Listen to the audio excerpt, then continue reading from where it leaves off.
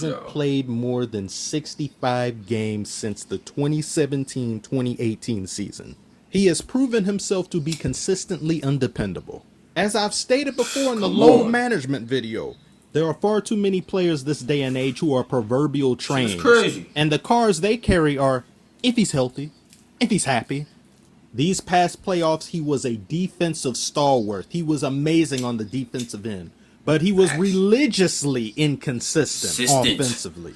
He goes one game having a Shaq stat line. And they acting like I was bugging, y'all. I know I wasn't bugging. He's too inconsistent. We can't have that. I don't want that. That's the highest paid player in the NBA. Y'all see the title, man. Let's get to it. Anthony Davis has agreed on a new 3-year, $186 million contract extension. I don't know why. Before bro do all his little, I don't know why. You know what I'm saying? Anthony Davis is a great player. He's a great player, but bro,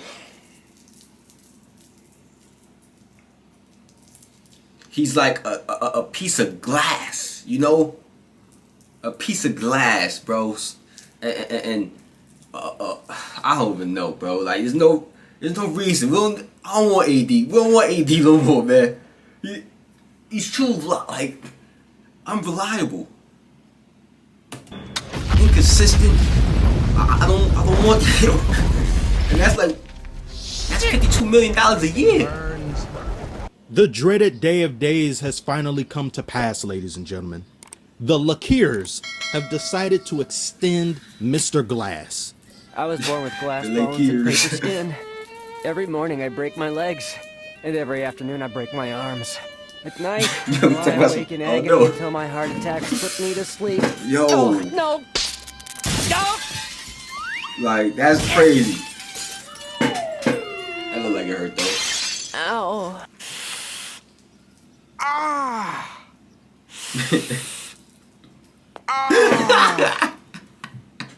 Yo, it's not funny to see somebody injured, but that's probably really what he's saying right now.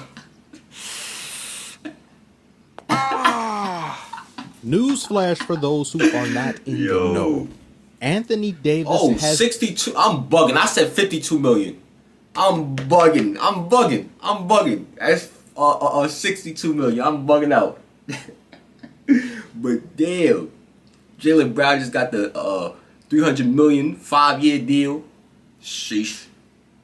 You know what I'm saying? Hasn't played more than 65 games since the 2017-2018 season.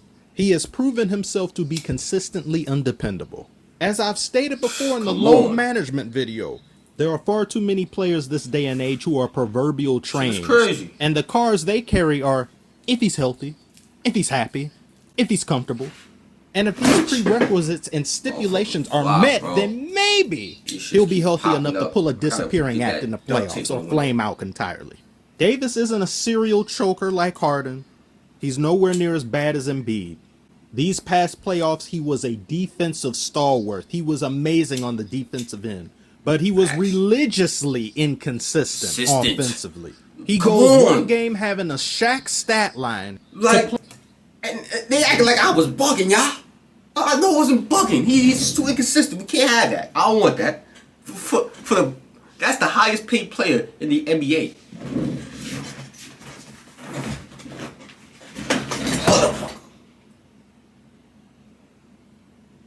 This shit, bro. Motherfucking fly. Shit blowing my playing like Roy Hibbert. Davis and Kawhi Leonard have a lot of similarities. Differences being Kawhi is still injured from Zaza not giving him space to land. That's what it feels like anyway. Davis, we see him get injured and sometimes freak accidents. Those happen. That's part of the game. But things that he should be able to shrug off or walk away from, he just simply can't. And it's not like these problems came about with him and his tenure on the Lakers. He had injury woes on the Pelicans. But given Davis's potential and his PER, what he's able to produce, pairing him with LeBron was far too salivating. And I don't blame the Lakers for pulling the trigger because, yeah, you ended up winning the trade. You got a ring out of it. But one could also make the argument that had that season not been shortened by the pandemic, Davis could have very well found himself being injured yet again, and the Lakers' playoff hopes, their title aspirations would have been defunct. But that's hearsay. I'm not speaking upon hyperbole as fact, because they got a ring out of it and Davis played tremendous. But since then, what has he done? What has he been able to do and not do? He's not been able to be consistent, and he's not been able to stay on the court with LeBron. Imagine how frustrating it must be in being LeBron, where you move to an entirely different team. You've got a front office that bends over backwards for you here. They give you everything that you need to win. I mean, you've had that pretty much a majority of your career at this point if you're LeBron. But your right-hand guy, the man you're supposed to go to war with each and every single night, is brittle. And worse, he doesn't want to take the reins from you. This team was supposed to be centered around Davis. LeBron was not supposed to be the focal point guy. He wasn't supposed to be going up into his late 30s, playing the most minutes on the court 24/7, running the offense and all that. It was supposed to be Davis that was doing some of these things. LeBron would set him up, feed him the ball. Davis would be aggressive. He'd be the engine of the team, but he's not. How many times have you seen a Lakers game and the announcers are like, LeBron, he has to get AD involved? What are you talking about? Get AD involved. That's what I be saying. Like, I understand because you do have to feed your big man. But as a big man, you got to go and get that ball, man. Or you got to call for it as many times as you need to. You know what I'm saying? Like, come on, bro. Stabs position. Clap, clap, mad high. Give the ball. You know what I'm saying? Shit. Are you on the court? Are you AFK? Is your controller disconnected? Like, come on, I hate hearing that when they talk about gotta get him involved. What are you here for? Take the ball and go down to the hole. Get a foul. Do something. Going back to Davis and Kawhi, they're two players. They're the prototypical players of the NBA going forward, where they're so good, but you can't really define how good they are because they're never on the court. Kawhi will never get an MVP. Davis will never get an MVP, but they're MV caliber capable players. I'm about to bite my damn tongue again talking about this, but you understand what I'm saying. We will never know. And by the end of their career, they'll have rings, but individual accolades and being able to show me your elite competitive edge season to season, game to game, it just won't exist because regular season doesn't matter. I won't go as far as to say Davis outright doesn't care about the regular season, but to a certain extent, I think that may be somewhat true because you don't keep yourself in good enough condition. You've got people like Charles Barkley and Shaq saying, here's something he's not doing right. It makes no sense for somebody to get injured this consistently. And it's not like he's built like Zion. You know what I'm saying? It's not like he's built like Zion that he should be getting injured like this. It's not like he built like Wembanyama. You know, I don't understand it. And he is pretty tall. Tall dudes tend to get injured a little more, you know, but come on, bro. Here we go. Davis is injured again. There are injury compilations on YouTube about this man. I thought he got injured right there, bro. Yo, I was looking at his ankle. I thought he got injured right here. That's how crazy it is. And have it just be, here we go. Davis is injured again. There are injury compilations on YouTube about this man. I know he's had a lengthy career. Lots of people can make compilations on this, but you can literally make a compilation on just a month of playtime alone on Davis. That is ridiculous. And you know the Lakers front office and LeBron have to be rolling their eyes at this guy on the ground more than sneakers. You hear the Laker faithful, the fans like, oh my God, like I feel bad, but my God, again, what are we supposed to do? Any of us go to a job and we keep showing up sick or we keep showing up hurt. Like, oh, I'm sorry, boss, I'm hurt. You're not ready and available to work. You know, you're not. You can't work. So, you know what I'm saying? We don't need Anthony Davis for $62 million.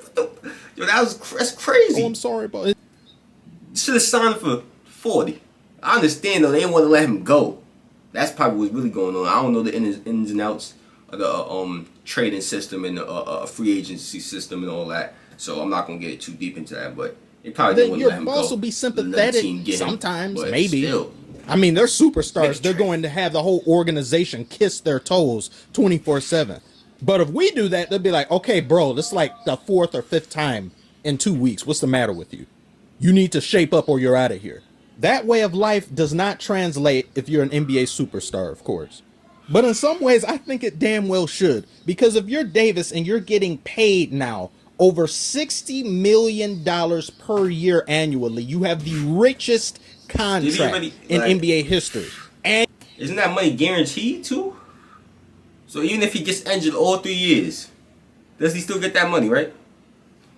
annual contract. That's crazy. You're getting paid the money that Jaylen Brown is going to get in his final year to 2 year of his contract.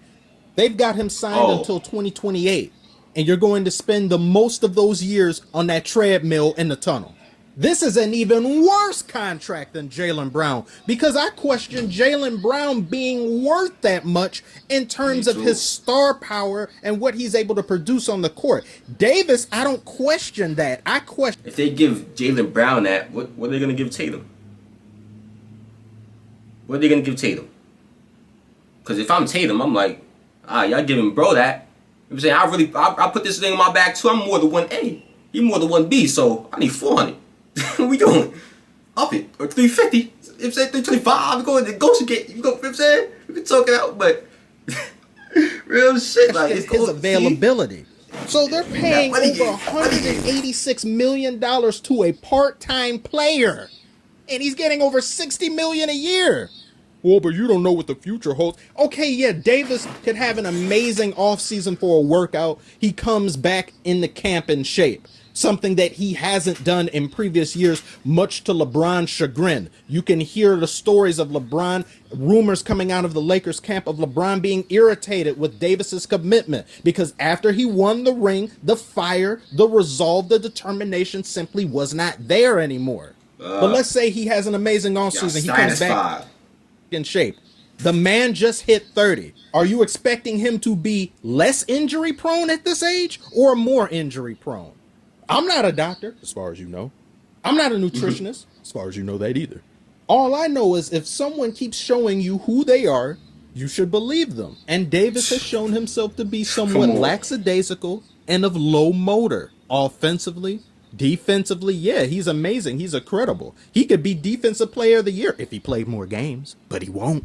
And as you take a look at the Lakers roster to this point and what they've been able to do this offseason, where I've previously made a video saying, hey, I think they pretty much won the offseason, and I don't even want to say that, but I have to be honest, they've done some marvelous moves. Rob Pelinka is in his bag. But you're surrounding LeBron with this great team just to what? Lose maybe in the second round or two because Davis won't be there or not 100% himself? And then we'll hear the excuses from LeBron. Oh, well, we weren't all on the court at one time. We weren't healthy. They use that excuse through the Russell Westbrook years on the Lakers. But that's two Hall of Famers on the court, at least at any given time. So you mean to tell me the two of you couldn't make it to the playoffs? The two of you couldn't have a better record than being sub 500? No excuse for that level of play. Especially given the Lakers have had some of the easiest schedules the past few years because of the NBA's love affair with them and Adam Silver kissing the boots of LeBron. Oh, I have to get him in the playoffs. Let me give him a light tough. That's what's going on, y'all. Schedule. That's still below 500 with a light schedule. I believe it too. Yeah, but they were able to turn it around these playoffs. They played amazing these playoffs. Yeah, they did. Davis, I believe, got too much credit in the Warriors series. You're the tallest player on the court. Of course, you should be getting like 15, 20 rebounds. That's a fact. Tallest player. That's a fact. And it was sometimes where he, I'm saying, like, still lackadaisical. And it's like, bro, you are the biggest by far. Was shorter than LeBron on the Warriors. Who is it, Kevon Looney?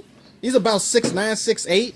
I don't know, LeBron's height fluctuates year to year. I remember back like 8 years ago, he was 6'7". Then they say he was 6'8". Now he's 6'9". He may be 7 feet by the time he turns 40. I don't know. But what I do know is this is officially the worst contract in the NBA. If they get a ring out of it, all power to them. Amazing, glorious. Do you have them beating the Nuggets as this team is presently constructed?